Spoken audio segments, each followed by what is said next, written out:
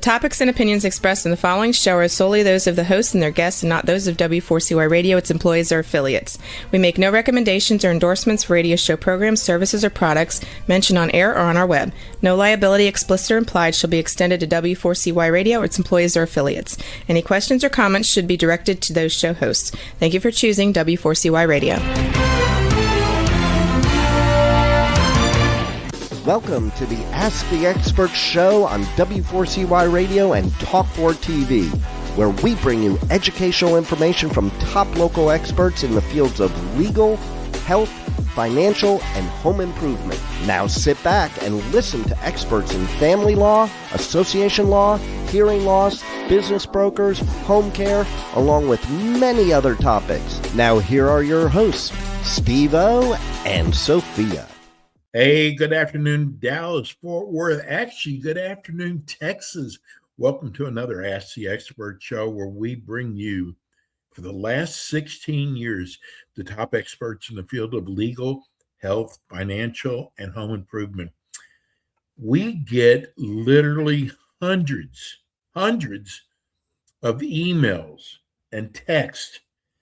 You are so good at that, and you keep asking us to add new shows, new show topics. We stay pretty much full without a way to add new topics. But we lost one of our experts, very sad story, not going to get into it, and it left us an opening. We went back and looked at where most of our letters come from, asking us to add a show on buying and selling a business. And we made a decision that we were going to fill in that spot with one of the greatest business brokers in the state of Texas. It's called the Vant Group. And we were so lucky to get such a great company. And this is our first show doing a business broker show. We are so excited. Actually, I've already gotten 6 or 7 emails thanking us for adding a show like this. Again, the name of the company is the Vant Group, and we have the founder, Alex Vantekis. I hope I pronounced that right. Good afternoon. Good Alex. afternoon, Steve. You know what? That's close enough. I've been called a lot worse. It's Hey, listen, you and I right. have a very long last name, and I changed it about 15 years ago and came up with my radio name, but I know what it's like having a long last name. Alex, we are so excited about your show. Tell people about the Vant Group. Absolutely. So I was in corporate America for a couple years out of school, and I realized that it's just not for me. You know, some people are okay being an employee, and I think that's wonderful, but other people, they just aren't. They're wired differently. And one day I decided to buy a business. I went online and I had very little money down, and I bought a business in 1998. It was a cleaning business, and I sold it a year later because I didn't realize how much I didn't know about owning a business. But I got so enamored with the process of buying and selling the company, that I just decided this is what I'm going to do for my life. And I started in September 1999. Wow. Yep. Hey, Alex, I got to share this with you because I understand where you're coming from. I owned a business in Plano, Texas, and I was going to try to sell it myself. I didn't know what a business broker was. And what happened was I was getting phone calls, and sometimes employees would answer the phone, like, what's going on here? I'd get people who I'd call tire kickers. It was the biggest waste of time. A friend of mine said, why don't you get a business broker? I had no idea even that existed. But I got to tell you, when I hired a business broker at the time, what a difference it was, Alex. It made my life so much easier. Absolutely. Absolutely. You know, the process of selling your business seems relatively easy, right? Yes. If I can sell a house, or if I can sell a car or a piece of land, well, you know what? All of those have very definitive values. There's very little question when you look up a house on MLS. you're going to be plus or minus $1 a square foot. Well, when it comes to businesses, these are living, breathing businesses. They're not stagnant. There are so many different ways to value and price a business that a business could literally be worth zero to you and be worth $10 million to somebody else. So, having a broker, and, the word business broker carries not a lot of good feeling in the community. So for what it's worth, we're M&A advisors. M&A stands for mergers and acquisitions. Candidly, we do the same thing as business brokers, except we do it from an investment banking kind of Wall Street point of view. So we just bring a very sophisticated level of service down to the business broker community. And that's kind of what sets us apart. But, you can sell anything on your own. You can operate on yourself too if you want, but most people don't do that. They go to a doctor. And that's kind of why it's necessary. Alex, I have so many questions for you, and we're starting to get emails in. But the first question I've got to ask, when someone starts a business, it's like their baby. And then when it's time to sell, sometimes they think their baby is worth a lot more than reality. How do you deal with that? Well, first, I want to politely and gently correct you. You said sometimes they think it's worth more. I apologize. The word is always think that it's worth more. I'm be candid with you. It's a very unpleasant conversation, right? Yes. I'm in the process of creating a relationship and a bond with this person, and we're vibing. And then I see the numbers, and then I know what the value is in the back of my mind. And I can see this poor seller across from me touting his business. The more a seller talks about how good their business is, usually the less valuable it is. So, unfortunately, those conversations happen all the time. How do we deal with it? With truth and honesty and facts. What do I mean by facts? So anytime somebody comes to work with us, the first thing they have to do is get a business valuation assessment. It's the same as a business valuation, except the assessment part means that we outline all of the factors that increase and decrease the value of the business and what you can do to adjust the value. It's an amazing report. I recommend everybody gets it. So as soon as we do the valuation report, in the valuation report, we pull something called comparables. Just like in real estate, you can go to MLS. Well, in our industry, I can go and pull comparables in an industry. Well, then we go to a banker and we provide the package to the banker, and we ask the banker what they think it's worth. Because everybody thinks the buyer and the seller are the most important people in the transaction. It's really the banker. If you can't get funding, right? You don't want to sell your business owner financing. That's crazy. So you got to get bank financing. So we take the comparables, we take the bank letter, and then we take our experience and we say, listen, we totally understand that this falls short of your value by X number of dollars. Here's 10 other companies just like yours. Here's what they sold for. And here's what the bank said that it would lend for. Now, I've just presented a very logical answer to the question. I wish it went that smooth every time. And frankly, we lose a lot of clients.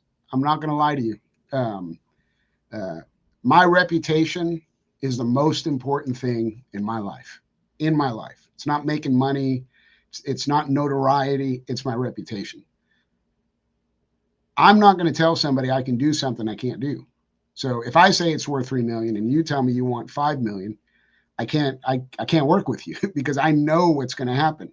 So I wind up losing a lot of those clients. Ironically, I see them on the listing websites just sitting there getting no activity because they're overpriced. And then a year later, the price will eventually drop down to what I said that it was. And that happens a lot.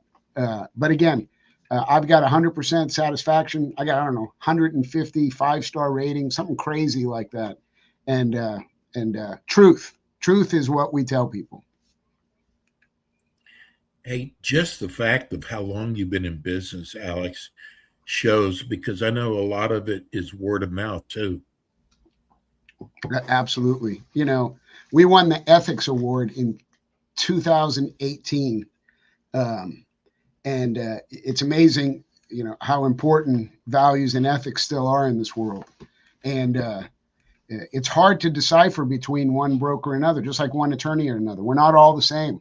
Unfortunately, God didn't make everybody equally talented. But luckily for us, we got a great team here.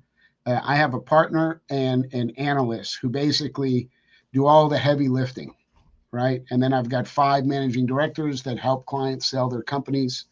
But it all stems from the valuation, Steve. It's hard for a business owner who knows his business inside and out and is a proud, hardworking man or woman to be presented with facts that they don't like. That's obvious, right? But if you do it in a manner where you provide enough data that you can substantiate what it is, if you get a client interested in moving forward, the great news is we have almost 100% success. And that's what we want for everybody. We just got our first text in from Houston, Texas. All right. Bob in Houston, thank you so much for bringing this show. I can't believe there hasn't been other shows like this. I am looking forward to this show. My question is, how do you know when it is time to sell your business and when to settle? Well, Bob, first of all, that's a great question. I do a presentation called The Art of the Business Transfer, basically the whole process of selling a business. Do you know what chapter 1, slide 1, sentence 1 says? Why are you selling? That is the most important factor in the transaction. So Bob said, how do you know? I'll get to the how do you know, but let me tell you why it's important. If you don't want to sell your business, mathematically, it doesn't make sense to sell. What do I mean by that? Let's say you have a business, a smaller business that does $5 million in revenue and $500,000 in profit. Okay. That business is going to get roughly $2.5 million, roughly 5 times earnings. Okay. And after you take out taxes, let's say it's just capital gains, you're left with $2 million. So what do you think the thought process in my seller's mind is? Well, I make $500,000 now. If I get $2 million, that's 4. I might as well just I might as well just work 4 years. Okay. The seller that you just heard, that's not a seller. That's not a seller. Mm-hmm. That's somebody that is interested, but they're not a seller. And why that's important is if you're going to sell, you got to be all in, because people that don't want to sell, they're going to draw lines in the sand that are unrealistic. And you're going to wind up wasting a lot of time. How do you know when you should sell? Very easy. When you wake up and you would rather do anything in life rather than step foot in your business, number one, burnout. Burnout is the number one reason why people sell. Number one reason. The second reason that you know you should sell is when your business is growing too fast for you, right? You're getting orders and you can't get any more working capital or lines of credit to be able to fund all the AR and all the new inventory. And it seems like a great problem to have, except I've seen people run out of money as they were making millions of dollars on paper. So another one is kind of growing too fast. And then, of course, the reason that makes it easiest in a transaction is when the seller is of older age or unfortunately has some sort of health issue.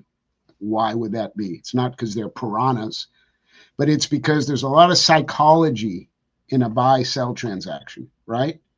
Steve-O, if you owned an amazing business and it was profiting every year and it was great and you had little involvement and made a lot of money, and I go to the table and I hear all this and I look at you and you're a young man, what do you think I'm thinking? Well, if it's so good, well, why in the world would he be selling it? Right. Right. So the psychology of these things is extremely important. Now, if I'm sitting across the same table and Steve-O is 80 years old and he's on a respirator, well, it's obvious that there's a legitimate reason. Now, there could be a legitimate reason when Steve-O's younger, but you have to slowly build down the walls of trust.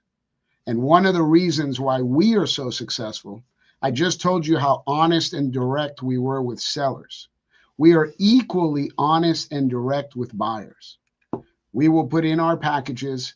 These are the 5 amazing things about this business. And then right under that, what do you think we put? These are the 5 weaknesses, or 6 or 10 or whatever the number is. Now, we're not dummies. All the weaknesses that we put, of course, we put a little action plan how you, the buyer, can turn these weaknesses into a strength. But the last thing that we want, Steve-O, is to do a transaction and not tell the buyer everything that we know he's going to look up in due diligence.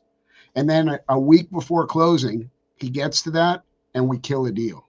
So what we do is we know all the good and bad about these businesses. And we make sure that we tell the buyer everything up front. And again, what does that do? That increases trust. And by the way, you'd be surprised. We have buyers trust us so much, they'll say something like this. Hey, do you think I should offer 2 million or 2.2? Because I really want this to. I know 2.2 is stretching it. Like, what do you think? And of course, we got to do the proverbial, let me really, you know what? Let me get back to you on that. It's 2.2. But I'm not joking. We've literally had buyers ask us to put in a letter of intent for them. Now, again, you got to understand the businesses that we represent are quality because we've done the valuation. The seller has a legitimate reason for selling, and the seller is okay with the valuation. And you go to I don't know how many businesses you've tried to find for sale, but for every one good deal out, no joke, there's 50 deals that really aren't good businesses. Wow. Yeah. And what's interesting is the supply is low. Are you ready? The demand is high.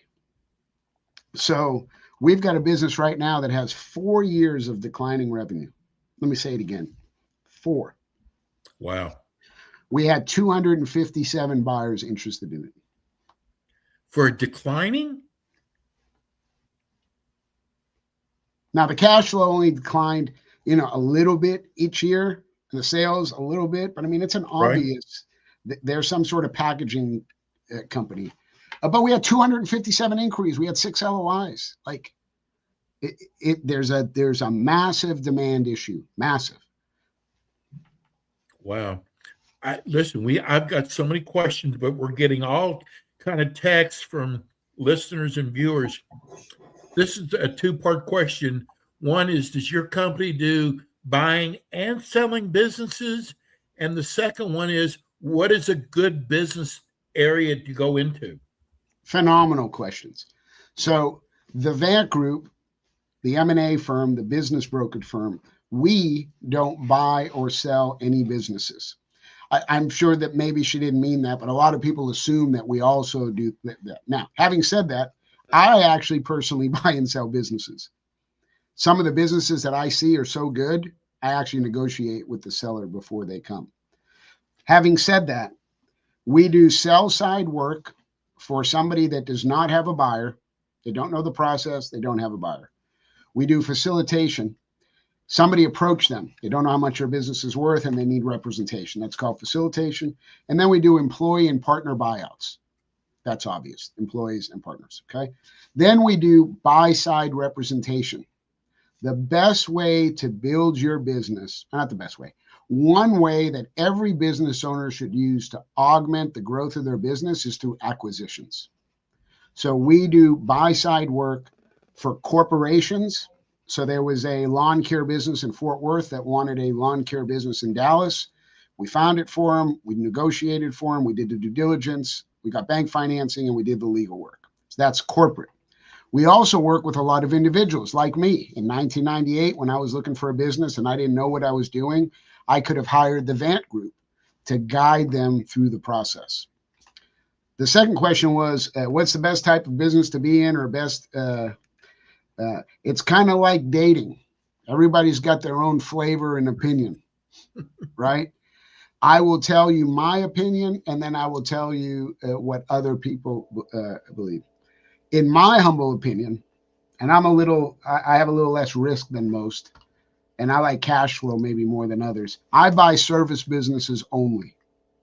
So I'll give you an example.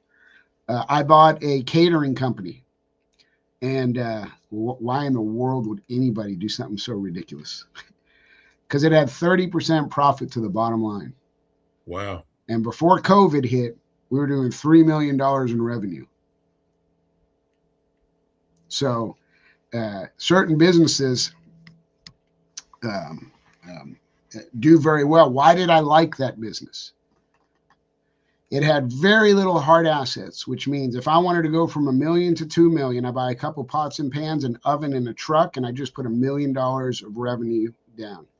Service businesses have a lower multiple because they have lower asset value.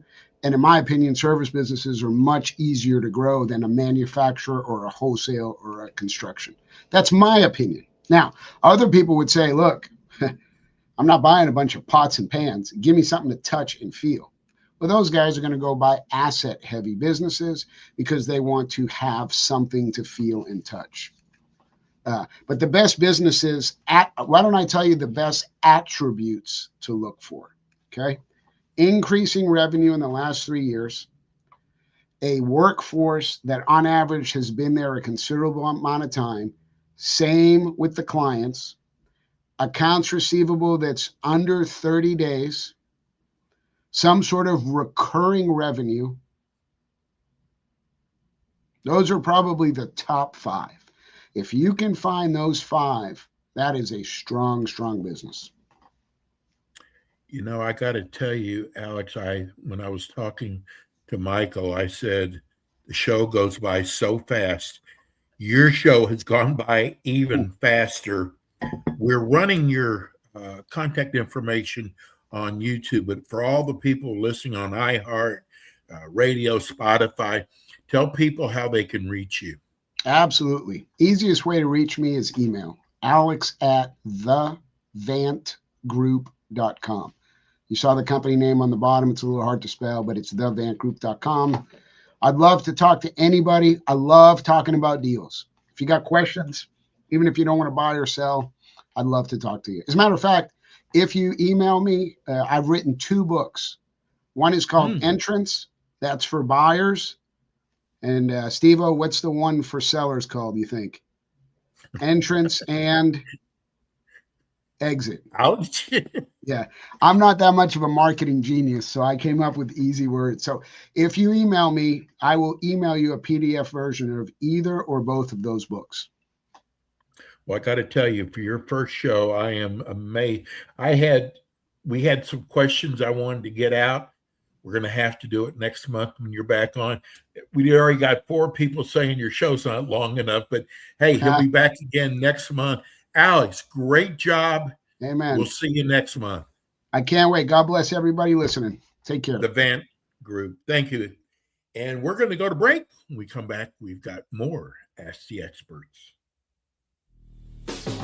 Thanks for tuning in today to the Ask the Expert show on W4CY Radio and Talk4 TV. Tune in next week and every week to hear more from our experts on personal injury, insurance, air condition repairs, estate planning, Medicare, and many other topics in the areas of legal, health, financial, and home improvement. See you next week.